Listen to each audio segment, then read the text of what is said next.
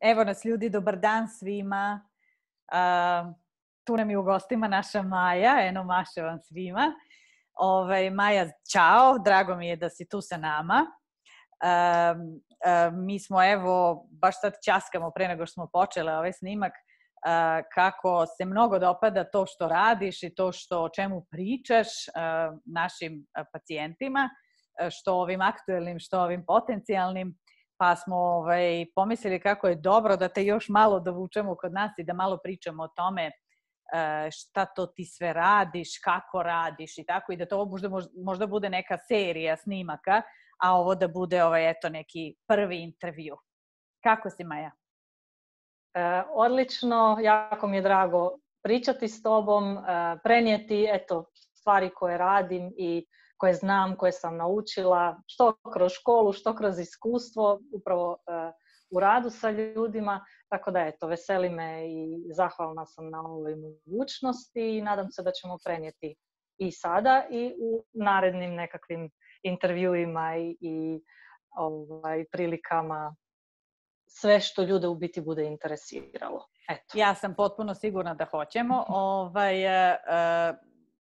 Upravo, mi smo i kad smo počele da sarađujemo na ovu temu i verovatno se ljudima već koji prate i naš rad poznata, upravo je u toku tvoja mala škola plodnosti, Majina škola plodnosti, koju moram priznati da sam učestvovala u kreiranju imena ovoga.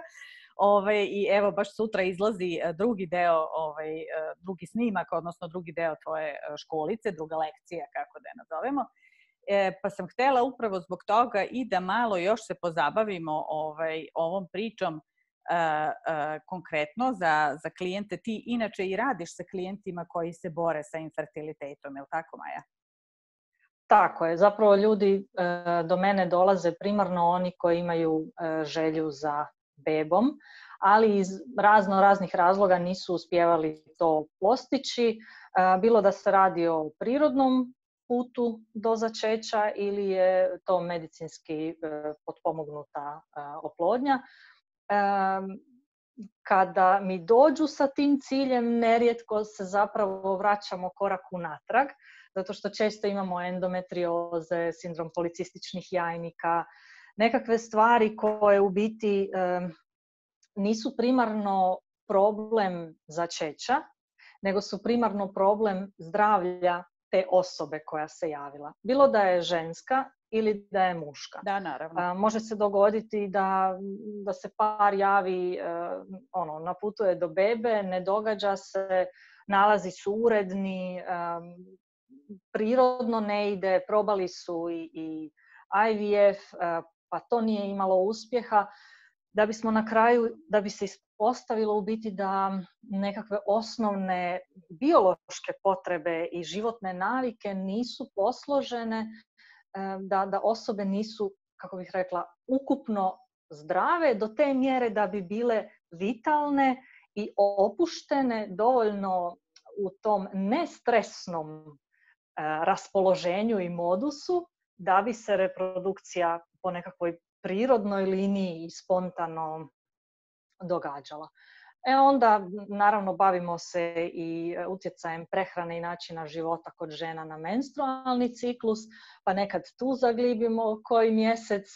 Uglavnom je to proces koji traje i u početku čak mijenjamo naš cilj. Da li se možemo dogovoriti da ćemo prebaciti fokus sa pravljenja bebe i puta tog do bebe, nego da se sad fokusiramo da je cilj dovesti vas da budete zdravi, je li tako? To je suština. Tako je, da vi budete fit, da se vi osjećate dobro, jer ta žena koja će postati majkom je prva kuća tom djetetu i ona mora imati, znate kako kad evo sad ljudi ljeto idemo na more i to, uplatimo neki apartman, očekujemo da u tom apartmanu imamo sve što nam je potrebno za tih 1-10 dana koliko ćemo biti na moru, možda i mjesec dana. Ponesemo si i hrane, novaca da možemo kupiti hranu. Tako u biti i ta žena koja će postati majkom mora imati što ponuditi tom djetetu. Nekakvu i emocionalnu stabilnost i nutritivno obilje onako bogat stol, znači svih vitamina, minerala, da se ta bebica može iz čega izgrađivati dalje raditi. Odličan si mi dala podlogu za moje sledeće pitanje. Baš sam gledala pre nego što ćemo početi ovaj naš intervju danas, tvoju objavu na Instagramu i oduševila sam se. Pisala ti je jedna embriolog, jedna ženica koja baš radi, klinički embriolog, koja baš radi na nekoj IVF klinici. I sad malo da uputim ove ljude koji nas slušaju, napisala je Maja i vidjet ćete, baš smo i mi šerovali na našim društvenim mrežama, pohvalila je njen rad i upravo to rekla je da svaki dan svedoči tome kako ljudi stvarno imaju rezultate kada koriguju svoju prehranu i kako dolaze do vrlo zanimljivog ishoda svega. I hajde nam malo baš o tome reci. Sad, postoje diskusije o tome da li stvarno ishrana nešto može da pomogne ili ne. Imamo sa jedne strane tradicionalan pristup i lekare koji kažu jeste, baš će vam to pomoći i tako, mislim, imala sam prilike i sama to da čujem, ali de facto i nama i tebi, a i jako puno ljudi na zapadu pogotovo, koje mi pratimo njihov rad, apeluje koliko je važno promeniti svoju ishranu. Pa molim te, eto malo samo da se na to osvrnemo. Ja sam bila toliko sretna kad mi se ta gospođa jučer javila, jer kad čujete da klinički embriolog koji radi u IVF klinici potvrdi da ona vidi da ukoliko se napravi neka intervencija po pitanju ili prehrane ili dodataka prehrani, i to ona kao klinički embriolog i njen tim definitivno oni su stručnjaci i fokusirani su na neka druga znanja i neke druge tehnike koje se u sklopu te klinike rade. Dakle, sa nekakvim minimalnim, hoću reći, trudom po pitanju prehrane i možda nekom osnovom znanja kako prehranom podržati neku osobu se već dogode vidljivi rezultati koje klinički embriolog pod svojim mikroskopom može vidjeti. Dakle, meni je to bila fantastična preporuka. Yes. Ja sam molila, molim te da podijelim to, jer znam da će ljudima značiti.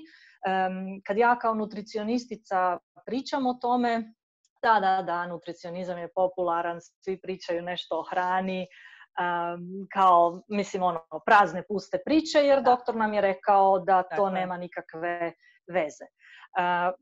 Zapravo je, i rekla si, moderni, zapadnjački, ma i istočnjački stručnjaci razumiju kolika je uloga prehrane u plodnosti, u kvaliteti jajne stanice, u kvaliteti spermija, u kvaliteti tog genetskog materijala. I nisu oni to izmislili. Postoji jedno debelo tijelo znanstvenih dokaza koji idu u tom pravcu. Znači, to nije ništa nedostupno. Sve što ja pročitam i koristim kao dokaz, ovaj znanstveni rad ili ovaj niz znanstvenih radova govori da određeni vitamini i minerali i da adekvatan status, adekvatna uhranjenost jedne osobe i adekvatna probava, adekvatan mikrobiom, dakle ona crijevna mikroflora i sveopće endokrinološko, dakle hormonsko stanje, da su povezani sa prehranom i da određene intervencije po pitanju hrane i dodataka definitivno u kliničkim istraživanjima i u nekakvim znanstvenim promatranjima polučuju ili rezultat ili ukazuju na definitivno moguću vezu i povezanost.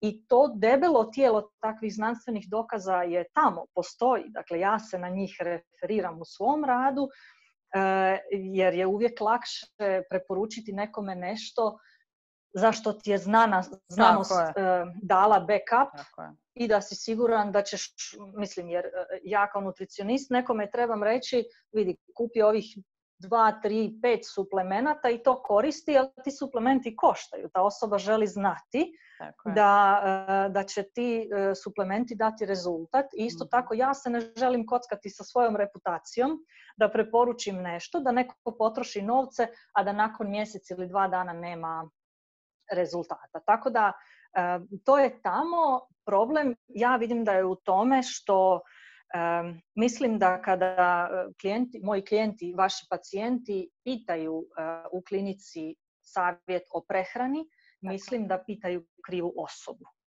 Naprosto ginekolog ne može odgovoriti dobro na pitanje o prehrani jer se time ne bavi primarno. Nije to izučavao u detalje do koje je neki nutricionist koji je 5 godina studirao nutricionizam pa još godinama radio to kroz svoju praksu. Tako i fokusiran je samo to. Kao što ja ne mogu napraviti papa test ili izvršiti operaciju, tako i naravno odmah ću reći da ne mogu, ne znam, to nije pitanje za mene, to pitajte nekoga drugog, ne? Ali kako je prehrana tako, svi jedemo, pa svi valjda mislimo da nas se može o tome pitati, da o tome jako puno znamo. I neki liječnici zbilja informiraju se, čitaju, uče, idu na dodatne edukacije, ali nažalost nisu svi i nije im to, kako bih rekla, nije im to baza, nije im to nešto na što oni ulažu i troše većinu svog stručnog vremena za edukaciju i opažanja. Znači, njima je ipak baza na nečem drugom, tako da mislim da je problem u tome što se ne pitaju prave osobe, a oni su možda malo, moram reći, bahati kada ako ne znaju odgovor, umjesto da kažu ne znam, kažu ma kakvi odmahuju ili banaliziraju cijelu priču, a s druge strane se nisu udostojili otvoriti to tijelo znanstvenih podataka, otvoriti znanstvenu bazu radova i vidjeti da tu zbilja podloga znanstvena, dokazana, dugogodišnja već postoji. Jeste, u suštini oni na ovaj način samo zbunjuju pacijente. Mislim, inače su naši pacijenti koji prolaze kroz postupak same vantelesne oplodnje vrlo emotivno krhki i osetljivi i kako da kažem, znate kad imate neku muku, samo vam je to na pameti i onda čovjek stvarno pokušava da bilo šta uradi da poboljša te svoje šanse i onda stvarno nikome nije u interesu da se kocka sa tim poverenjem i sa tako osetljivim ljudima. Naravno da ima raznih nekih aparatića i čarobnih pilula koje ljudi nude i prosto to treba razlučiti od ovoga što je nauka, što je, kako da kažem, potkovano naučno, upravo ovo što si rekla, od ovoga svega što su neke možda mamipare, kako to kažu naše bake i ne treba stvarno te ljude zloupotrebljavati i koristiti njihovu emocionalnu problem koji doživljavaju. Baš sam to htjela reći. Kada čovjek ima velik problem, a obično ima, nekako pretpostavlja da bi za taj problem isto trebao pitati liječnika, a zapravo ne zna da liječnik nije prava osoba, a liječnik se igrom slučaja zaleti i kaže da ne. Tako je. Onda im se tu poljulja, a oni s druge strane, sa svih strana na internetu, u raznim člancima, magazinima, od drugih ljudi čuju, gledaj, meni je ovo pomoglo, meni je ono pomoglo i onda ljudi krenu samostalno tražiti rješenja. I to je, moram reći, opcija koja je najnepovoljnija. Ukoliko osoba ima, ja definitivno smatram da svatko svoje tijelo najbolje poznaje. To je točka broj 1 i svatko za sebe bi trebao znati najbolje. No problem je što smo mi toliko odvojeni od svog tijela i od svoje prirode, mi smo u 100 drugih zadataka i problema. Mi smo ljudi koji se ne sjete popiti vode. Tako je. Gdje da bismo znali u kakvom nam je stanju maternica ili... Tako sam. Znači, to hoću reći i nažalost je najgora opcija kada krenemo sami, a nemamo podlogu da isfiltriramo tu cijelu masu informacija i proizvoda različitih kvaliteta, različitih formulacija i onda idemo na svoju ruku metodom pokušaja i promašaja, potrošimo novce, potrošimo vrijeme, izgubimo povjerenje, stvarno pomislimo, gle, nije mi ovo stvarno ništa pomoglo, to je stvarno jeste glupost. Umjesto da smo izdvojili određenu sumu novca, razgovarali sa nekim ko se u to stvarno razumije i onda ciljano dobili savjet, uzmi ovo u ovom obliku iz tog razloga, Znači, ja osobno barem uvijek volim dati objašnjenje zašto nešto. Tako je, I objasniti ljudima, u principu dati edukaciju, jer kad čovjek ima edukaciju, kad zna znanje, to mu više nitko ne može oduzeti. Tako je. To je ono što je čvrsto. Zato mi tebe, Maja, i podržavamo i sa tobom sarađujemo, stvarno duboko verujemo u ono što radiš i što znaš i što propagiraš. I mislim da to, barem ovi ljudi koji nas prate, pa tako i tebe, da i oni polako shvataju. Zato je važno ovome što više govoriti i što više propagirati. Upravo to je jedan kompletan lifestyle, kako to voli da se, kako se to obično sad popularno naziva, ali to vrlo, vrlo ozbiljno shvatiti. I baš sam to htjela sad da te pitam, sad kad te mi imamo tu, da nam malo kažeš kako sada ljudi dođu do tebe, kako je najbolje početi rad sa tobom. Eno sad zamislimo da sam ja neko ko ima ovakav problem i želi da ima svoju bebu i ima gomile tu nekih problema i kako ćemo mi sad početi da sarađujemo. Ja mislim da je najlakše poslati mi poruku preko Instagrama i Facebooka. Definitivno, to je sigurno. To je, odmah mi izađe notifikacija da sam nešto dobila. Prvom prilikom ću to i uočiti i odgovoriti i u načelu nakon toga dogovaram jedan informativni besplatni razgovor gdje u 15, 20, 30, 40 minuta, nebitno, pričamo neobavezno, upoznajemo se, saslušamo o čemu se radi i procijenim da li ja uopće jesam prava osoba koja može tu biti podrška. Jer ako je problem neke prirode za koju ja osjećam da hrana ili ne može dati rezultat ili da nije trenutak za hranu, nego je možda preče i hitnije nešto drugo rješavati. Zato volim čuti o čemu se točno radi i na osnovu toga onda predložim nekakvu ponudu, razmislim kako bih ja tome mogla doprinijeti, sastavim nekakvu strategiju i onda pošaljem na mail ili natrag tom istom poručicom preko društvenih medija nekakav koncept kako bi to izgledalo, da li bi to bilo minimalno 3 termina, dakle kao jedan...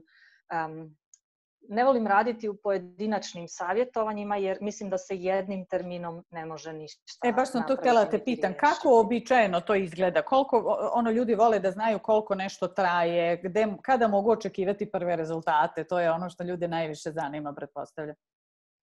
Tako je, a ja nažalost ne mogu dati odgovor kada očekivati prve rezultate, zato što prije nego krenemo, zato što to ovisi o tom prvom terminu gdje ja u biti izanaliziram sve dosadašnje nalaze, izanaliziram dnevnik prehrane, dnevnik ukupne konzumacije. Klijenti novi mi popune uvijek upitnik, jedan osobni sa cijelom poviješću bolesti, nekom anamnezom, ukupnim nekim životnim navikama. Onda imam jedan upitnik o menstrualnom ciklusu, da vidim kakvo je tu stanje. Onda prolaze u biti kroz jednu edukaciju o praćenju menstrualnog ciklusa, zato što nam je to jako bitan alat da... Mislim, moraju žene jako dobro znati, sa sigurnošću znati kada im je ovulacija, koliko im traje lutealna faza, kakva je ta lutealna faza, kakva je folikularna faza, znati detaljno kakva je menstruacija i to na neki način spojiti sa onim što kažu nalazi i možda to može biti dobar predmet dalje ginekologu te osobe da se dalje pozabave nekim tematikama. A meni to služi da mogu opet što preciznije predložiti plan prehrane i daljnju tu strategiju zajedno sa planom dodataka prehrani. U biti je to uvijek minimalno 3 termina. Taj prvi je najveći, tu skupljam te sve podatke, analiziram, onda se čujemo doslovce ovako kao ti i ja, preko video poziva, to može biti Zoom, preko Facebooka, preko Vibera, Whatsappa, koja god je opcija da se vidimo preko video poziva to igra i nakon tog video poziva sve što ja zaključim da bi ta osoba trebala promijeniti u svojoj prehrani, u nekom načinu življenja koji je relevantan i vezan uz prehrambene navike, uz menstrualni ciklus, u taj hormonalni i reproduktivni status.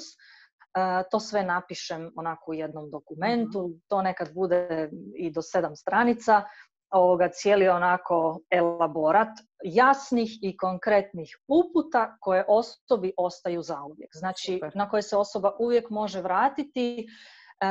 Tijekom tog razgovora pričamo bez da osoba mora sad mahnito zapisivati šta ja govorim, nego fokus zbilja na opušten razgovor i sve što je bitno osoba dobije naknadno na mail. Nakon toga se, nakon 2, najkasnije 3 tjedna vidimo opet i onda daljnje kontrole u biti idu na nekakvih 3, 4, 5 tjedana razmaka, ovisno o tome šta smo dali kao nekakve zadatke. U principu se sve svodi na edukaciju, promjenu nekakvih navika koje su postojeće, a nisu podržavajuće za plodnost, i mijenjamo ih postupno u one koje jesu podržavajuće. Kaže se da je 3 tjedna potrebno da se postave neke nove navike, tako je, a 3 mjeseca da to postane način življenja, da to više nije napor, nego jednostavno da ide rutinski, automatizmom i da počne davati rezultate. Tako da evo, ja bih rekla da je nakon 3 mjeseca možemo govoriti o rezultatima. Iako sam imala slučajeva gdje sam doslovce sa ljudima obavila prvi informativni razgovor i rekla, pa gledajte, tu je sve jasno ko dan, uzmite to i to, nema potrebe za daljnjim razgovorima, javite mi se i samo poslije vidim poručicu, trudni, hvala lijepo.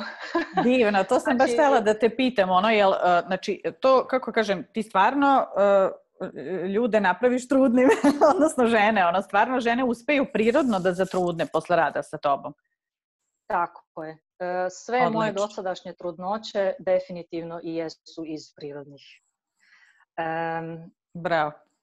Kada je tijelo sito, kada je tijelo namireno, kao jedan radnik u tvornici, on ako je sit, ako se naspavao, ako ima dovoljno vode i pio je, ako je zadovoljan kako mu je kući situacija, ako je zadovoljan kako se šef prema njemu odnosi, dakle opušten je, tijelo mu je fit i zdravo, ima ljubav i podršku nekako u svom životu, taj čovjek će raditi i nema tog šefa koji bi s njim bio nezadovoljan, je li tako? Tako je. Tako naše jajne stanice i naši spermiji, kad oni točno znaju što je njima činiti, spojiti se i stvoriti novi život. Maternica i jajnici točno znaju šta treba činiti.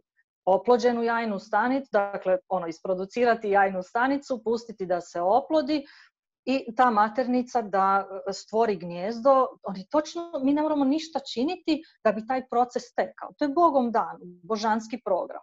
Sve što mi trebamo je samo stvoriti atmosferu, prostor, zaštititi taj prostor, nahraniti taj prostor i onda u biti sve funkcionira. A zaboravimo vrlo često koliko način hranjenja, tempiranje obroka, učestalost obroka, ono što sadržava, što je sadržano u tim obrocima, koliko može utjecati i na to hoćemo li mi biti u jačem ili manjem stresu. Znači na to utječe hrana. Nadalje, hrana utječe na to da ako mi ne konzumiramo dovoljno vlakana iz povrća, iz cjelovitih žitarica, iz cjelovite hrane biljnog porijekla, onda naša crijeva neće raditi kako treba. Ako naša crijeva ne rade kako treba, jetra će biti u problemu, a jetra je ključan organ u metabolizmu estrogena. Bez dobrog, zdravog estrogena nema dobre ovulacije, bez ovulacije čorak. Stvarno, vidiš, to nisam znala da jetra ima isto veze s estrogenima. Fenomenalno. Ogromne. Ako hoćeš, ako imamo vremena, mogu objasniti i zašto i kako, iako priča duga, to možemo ostaviti. Možemo ostaviti za neki drugi put. Super, super, odlično. Ali to sam htjela reći, znači kad se prehranom poradi na tome da se cijeli organizam, da se prehranom napravi sve kako bi organizam smanjio količinu stresa i taj metabolički stres, metaboličku upalu, metabolički, kako da to nazovem, pritisak, da ljudi to bolje shvate. Kad se to makne, kada se to umanji, kada doslovce probava teče, onda i energija teče kroz tijelo i onda i maternica i jajnici dobivaju ono što im treba. Nerijetko se znam susresti sa pričama gdje ljudi doslovce, znala sam vidjeti dnevnike prehrane gdje piše 1 dec vode. Ja sad pitam klijenticu, reci mi, molim te da si zaboravila pisati koliko si popila vode. Kaže ona ovako, ne, žao mi je, kaže ne, to je stvarno, ja toliko malo pijem. Ja zaboravim. Da, ili ja odgovor, ja zaboravim jesti. Ja zaboravim, ne znam, pomisliti na sebe. Toliko su žene pod stresom i naprosto, mislim, realno, ako nas ganja nekakva bijesna životinja, da li nam je do seksa? Da, nikako. Da nam na pamet. Tijelo je u stresu. Ali tijelo, nažalost, ne poznaje razliku da li nas ganja lav, šef sa rokovima, ili si mi nabijamo pritisak zato što nismo do sada ostale trudne, a za svaku ženu je prirodno i normalno da ostane trudna. Znači, nebitno je otkud taj stres dolazi, iz kojeg on straha izlazi, ali dok god je on prisutan, jednostavno reprodukciji nema mjesta. Druga stvar je, recimo, čeg se dotaknemo često, cigarete. Znači, jako puno ljudi mi dođe da su toliko novca zapravo potrošili na IVF postupke neuspješne, ne samo novca, energije. Ženama to značajno i često naruši zdravlje, što mentalno, što fizičko.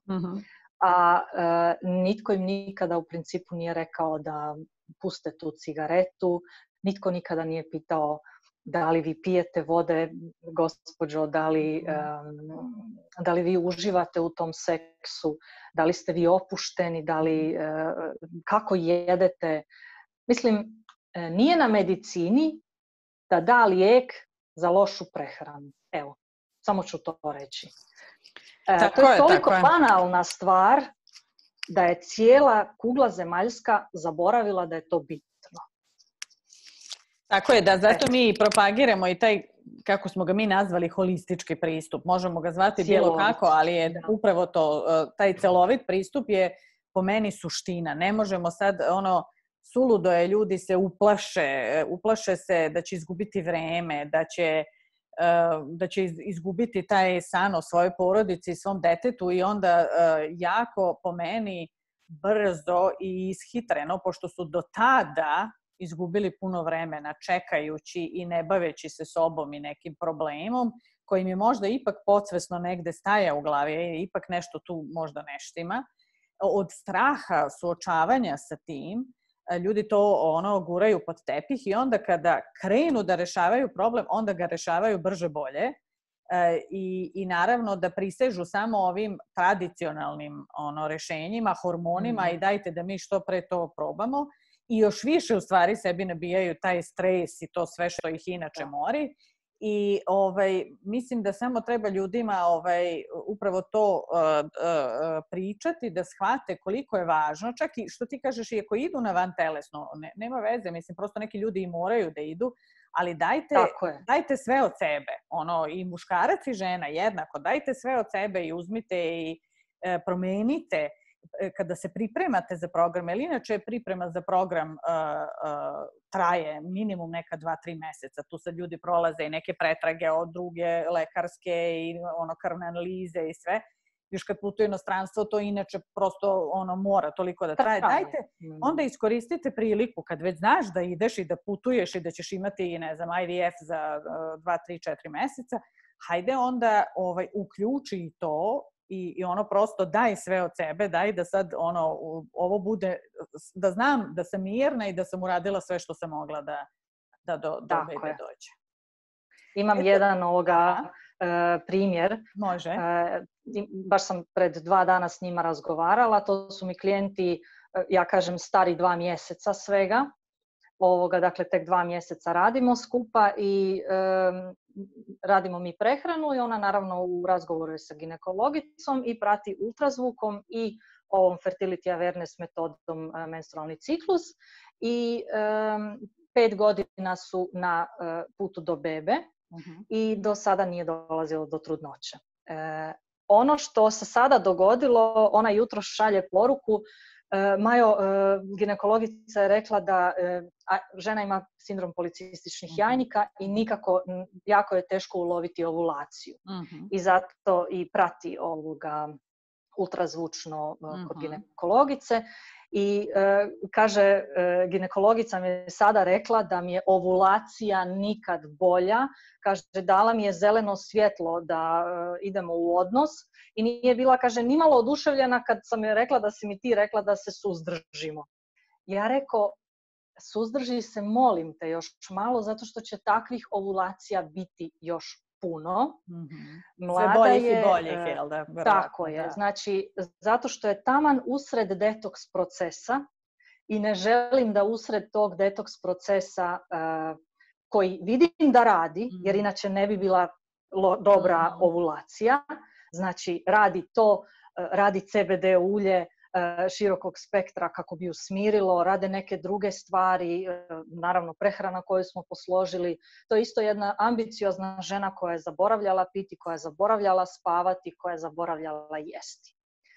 Kad smo to posložili, ovulacija je, eto, nakon 2 mjeseca bila top, spremna po ginekologici go, ali ja rekao, strpi se barem još mjesec dana da završimo detoks i onda možete ganjati bebu.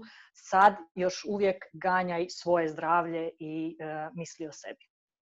Eto, super, Maja, hvala ti puno. Ako se slažeš, možemo ovdje da stanemo i da ti imaš toliko divnih priča i korisnih da sam i ja sve vrijeme te vrlo, vrlo pomno pratila. Mislim da će se apsolutno svako može pronaći u ovoj priči, bilo da ganja bebu ili prosto samo svoje zdravlje. Ali hvala ti na današnjem intervjuu, bilo je više nego zanimljivo. I eto, pozivam sve ljude da naravno u komentarima ispod ovog videa mi ćemo ostaviti Majin kontakt i e-mail i njene društvene mreže. Uvek možete to pronaći i kod nas, naravno, ili nas kontaktirati. Vrlo rado ćemo vas spojiti sa Majom. I ako bilo šta imate, pretpostavljam znam da Maja uvek i poziva upravo to, pitajte je, ona će vam rado odgovoriti, tu smo i Maja i ja za bilo kakve dalje priče. I eto, vidimo se, nadam se uskoro na neku novu temu i pitaću je sve što vas zanima, samo pišite. Da, tako je najbolje, da vi pitate i onda vam mi damo ono što želite slušati, a ne da mi pričamo nešto što vas ne zanima. Tako je. Maja, hvala ti, lep dan ti želim i vidimo se i čujemo uskoro. Također. Ćao svima. Ćao, prijatno.